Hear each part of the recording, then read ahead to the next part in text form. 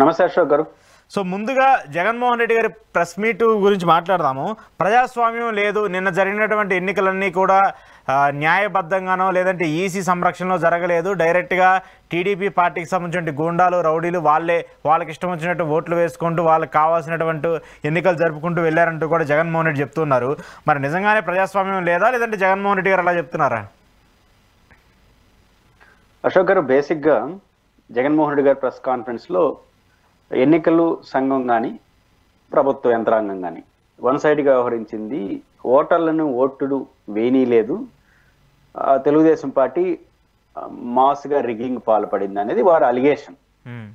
అయితే వారి అలిగేషన్లు point to point ఎలాంటివి అవి కాస్త పక్కన పెట్టి, ఈరోజు ఆంధ్రప్రదేశ్లో మామూలుగా అయితే మీలాంటి జర్నలిస్ట్ కూడా చాలా మందికి వచ్చి ఉంటుంది, ఎవరు గెలుస్తారు లేదా ఎంత మెజారిటీ వస్తుందని బెట్టింగ్ల వరకు వెళ్తారు. ఇట్లా పులివెందుల లాంటి దీంట్లో అసలు ఎవరు గెలుస్తారనే చర్చే మర్చిపోయేది. నిన్న సాయంత్రం 5 గంటల నుంచి ఎవరు గెలుస్తారనే చర్చే రాష్ట్రంలో లేదు. అంటే డిసైడెడ్ ఎవరు గెలుస్తారని, అంటే ఆసక్తి కూడా పోయింది.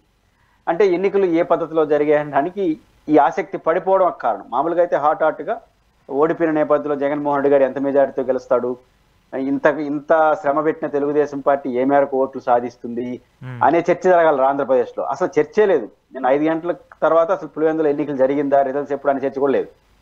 అంటే అంత నిరాసక్తి వచ్చిందంటే అక్కడ జరగకుండా పద్ధతిలో జరిగినాయి. నా దృష్టిలో జగన్మోహన్ రెడ్డి గారు చెప్పిన కంప్లైంట్స్ ఏంటి, విమర్శలు ఏంటి పక్కన పెడితే, అక్కడ మొత్తానికి మొత్తం రీపోలింగ్ జరగడానికి కావలసినటువంటి అర్హతలు అయితే అది సాధించింది. జరగాల్సినంత పరిస్థితులు అక్కడ ఏర్పడ్డాయి. రీజన్ ఏంటంటే, ఒకటి ఎన్నికల సంఘం పూర్తిగా చెతికిలబడింది. ఎందుకంటే ఎన్నికల కమిషన్ సారథ్యంలో జరుగుతున్న ఎన్నికల్లో ఒక ఉదాహరణ ఏంటి, బేసిక్ గా తెలుగుదేశం పార్టీకి సంబంధించిన వాళ్ళు కానీ చాలా మంది కానీ తమ వాట్సాప్ స్టేటస్ లో తమ ప్రొఫైల్స్ లోనే 10ల సంఖ్యలో వెహికల్స్ తో పులివెందుల ప్రచారం పోయించని వాళ్ళే పెట్టుకున్నారు. ఏం చేస్తుంది ఎలక్షన్ కమిషన్ అంటే, ఒక ఎన్నికల రిటర్నింగ్ ఆఫీసర్ ఇచ్చే ఒక వెహికల్ 2 వెహికల్స్ తప్ప అసలు పోకూడదు, ఆ నెంబర్ వెహికల్ తప్ప. అట్లయితే 10ల సంఖ్యలో వెహికల్ పోయినా పట్టించుకోని పరిస్థితి ఏముంది?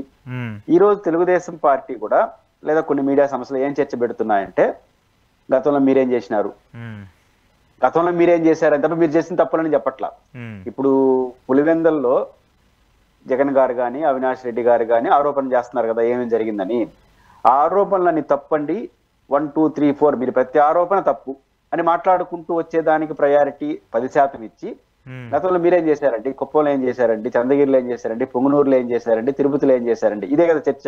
అంటే ఏం చెప్పదలుచుకున్నారు? గతంలో మీరేం మహా చేశారా, మేము చేసిందని అడిగేదానికి. అంటే ఇండైరెక్ట్ గా కమిట్ అవుతున్నారా? కాబట్టి తెలుగుదేశం పార్టీ ఇచ్చే సమాధానం, గతంలో మీరేం చేసినారు, ఎన్నికల కమిషన్ అసలు ఏమి పట్టించుకోదు, ఆన్సర్ కూడా చేయదు.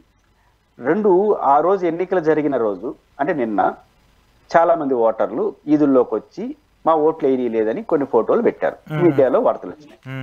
2, చాలా మంది వైసీపీ ఏజెంట్లు మమ్మల్ని లోపల పోనీయకుండా బయట తెరవేసినారు అన్నారు. వాళ్ళన్నీ అబద్ధాలు చెప్తున్నారా నిజం చెప్తున్నారా కాసేపు పక్కన పెడితే, election commission returning officer immediate గా పత్రిక ప్రకటన చేయాలి ప్రజలకి, మీరు ఇట్లాంటివి నమ్మద్దండి, వాళ్ళందరూ అబద్ధం చెప్తున్నారని చెప్పాలి. లేదా ఆడికి ఎలక్షన్ కమిషన్ సంబంధించిన ప్రతినిధి వెళ్ళి 2 పదం ఎవరు మిమ్మల్ని అడ్డుకుంటున్నారని తీసుకెళ్ళాలి. ఎంత మొత్తం కలిసి 6 గ్రామ పంచాయతీలే కదా, 100-700 మంది పోలీసులు. ఇప్పుడు పోలీసులు ఒక చోట నుంచి వీడియో వచ్చింది అనుకోండి, వెంటనే ఆడ పోలీసులు అడిగి 2 మా పదం అని చెప్పాలి, షో చేయాలి. కానీ ఇవేమీ జరగలేదు అంటే అక్కడ మాల్ ప్రాక్టీస్ జరిగినాయి. 2, జనరల్ గా నాకున్న అవగాహన మేరకు, ఇద్దరు పోటీ పడుతున్నప్పుడు వాళ్ళు ఎవరో ఒకరో లేకపోతే ఇద్దరో ఫిర్యాదు మేరకే రీపోలింగ్ ఇస్తారు. ఇప్పుడు ఎవరు ఫిర్యాదు చేశారో తెలియదు. వైసీపీ వాళ్ళు ఏమో 15 కావాలన్నారు, తెలుగుదేశం పార్టీ వాళ్ళు అన్ని బాగా జరిగినాయి అన్నారు. మళ్ళీ 2 రీపోలింగ్ ఎందుకు వచ్చినాయి? ఈరోజు 2 రీపోలింగ్ 3 ప్రాంతాల్లో పెడుతున్నట్టున్నారా? ఓన్లీ పులివెందుల వరకు మాట్లాడుకుంటే జగన్ గారు దాంట్లో కూడా ఒక అద్భుతాన్ని లాక్కుంటున్నాడు. ఈ రోజు కూడా రిగ్గింగ్ ఒక నిన్న చోటు వేసిన అంట, ఏంటి బయట ప్రాంతం నుంచి ఆ ఫోటో చూపిస్తున్నాడు. ఇప్పుడు యాజ్ ఎ లీడర్, మాజీ ముఖ్యమంత్రి, ఆ నియోజకవర్గ ఎమ్మెల్యే వైఎస్ జగన్మోహన్ రెడ్డి గారు ఒక స్పెసిఫిక్ గా పేర్లు చెప్పి, వీళ్ళు పలానా ప్రాంతానికి సంబంధించిన ఎల్లయ్య పుల్లయ్య వీళ్ళ పేర్లు, వీళ్ళు పలానా బూత్ లో ఓటేశారని అలిగేషన్ చేసిన తర్వాత election commission minimum responsibility Jagan గారు మీరు తప్పు చెప్తున్నారని, ఒకవేళ తప్పైతే ఎలక్షన్ కమిషన్ చర్యలు తీసుకోవచ్చు. తప్పని తప్పుడు ఆరోపణలు చేయొద్దండి, మీరు ఏదో ఓడిపోతారని భయంతో చెప్తున్నారు, ఇవన్నీ కరెక్ట్ కాదు, అసలు ఆడ ఓటే వేయలేదు, చెప్పదలుచుకున్నారా చెప్పండి, లేదా రెక్టిఫై చేయండి. రెక్టిఫై చేయము చెప్పమంటే మీరు అనకండి, పోటీ చేసే వాళ్ళు ఆరోపణలు చేస్తారు. పరస్పరం తెలుగుదేశం వైసీపీ పోటీ చేసినప్పుడు ఆరోపణలు చేసినప్పుడు స్పందించాలి, ఆన్సర్ చేయాలి, ఏదైనా తప్పులు జరిగితే సరిదిద్దాలి. ఇవేమీ లేకుండా ఎన్నికలు అయిపోయినాయి అని చెప్పడం, ఈ రెండు పార్టీల్లో ఏ పార్టీ అడగకుండా 2 బూతుల్లో రీపోలింగ్ ఎక్కడైనా ఎన్నికల అధికారం పెట్టచ్చు, ఆయనకి ఆ రైట్ ఉంది. బట్ సాధారణ రాజకీయాలు 99 నుంచి 100% ఏం జరుగుతుందంటే పార్టీల ఫిర్యాదుల మేరకు పరిశీలించి తగిన నిర్ణయాలు తీసుకుంటారు. అది ఎర్లీ మార్నింగ్ 2 గంటలకు ఇచ్చారంట మెసేజ్, ఇప్పుడు వాళ్ళకి ఎవట తెలియాలి. మామూలుగా రీపోలింగ్ ఎప్పుడు జరుగుతారు మీకున్న అవగాహన ఒకరోజు తర్వాత చెప్తారు, ముందు దానికి సంబంధించిన ప్రికాషన్స్ అన్ని తీసుకొని. ఈ రోజు ఎలక్షన్ జరిగితే పార్టీలు వాళ్ళు ఫిర్యాదులు చేస్తాయి, వీళ్ళు స్వయంగా కొంత పరిశీలించి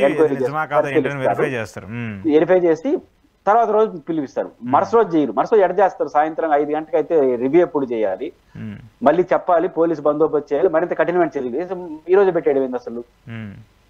అంటే ఇవన్నీ చూస్తున్నప్పుడు ఒక పారదర్శక వాతావరణం జరగలేదు. జగన్మోహన్ రెడ్డి గారు చేసిన ఆరోపణలని మంచాచాటలా కాదు, జగన్మోహన్ రెడ్డి గారి అలిగేషన్స్ అన్ని కూడా ప్రజలు నమ్ముతున్నారు. రీజన్ ఏంటంటే 1, 2, 3, 4 చూడొచ్చు. ఇక్కడ ఎన్నికల ప్రక్రియ ప్రహాసనంగా మారిపోయింది, ఇది కనిపిస్తుంది. కాబట్టి ఎన్నికలు రీపోలింగ్ కావాల్సినటువంటి సంపూర్ణ అర్హత ఎలక్షన్ ప్రక్రియ కారణంగా జరిగింది. బట్ ఎలక్షన్ కమిషన్ అది పెట్టదనే విషయం అర్థమవుతుంది. వీళ్ళు న్యాయ పోరాటాన్ని కూడా అధికారులు ఖచ్చితంగా బోనెక్కాల్సిన పరిస్థితి వస్తుంది. వీళ్ళు లంచ్ మోషన్ మూవ్ చేసిన తర్వాత బహుశా రేపు కౌంటింగ్ ఉందనుకుంటాను.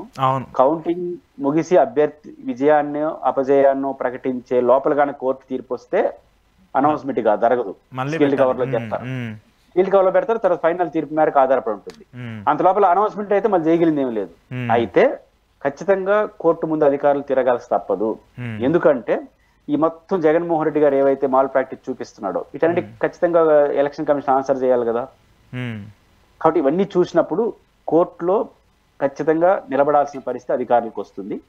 ఖచ్చితంగా జగన్మోహన్ రెడ్డి రోజు ప్రకటనలో కూడా చాలా కాన్ఫిడెంట్ గా, చాలా గుంబనంగా, ఒక రకమైనటువంటి మనసులో ఒకటి బయటకు కొట్టి హెచ్చరికలు చేసినాడు. మామూలుగా హెచ్చరికలు చేస్తుంటాడు ఆయన, ఈ రోజు హెచ్చరికలే చేయలేదు కానీ తీవ్రంగా హెచ్చరికలు చేసినాడు. ఉదాహరణకు డిఎస్పి పేరు చెప్పి డిఎస్పీనా చేయండి డిఐజీ వేరు, మరి డిఎస్పీ ఆయన కాల్ చేస్తారని చెప్పినాడు కదా. అవునవును, డిఎస్పీ పోలీసులకు సంబంధించిన కాకి చొక్కా డిఎస్పీ కదా, కానివ్వండి కానివ్వండి అని తల ఉంచుకొని చెప్పినాడు. కానివ్వండి కానివ్వండి అంటే అర్థం ఏంటంటే గుర్తుపెట్టుకుంటాను అని.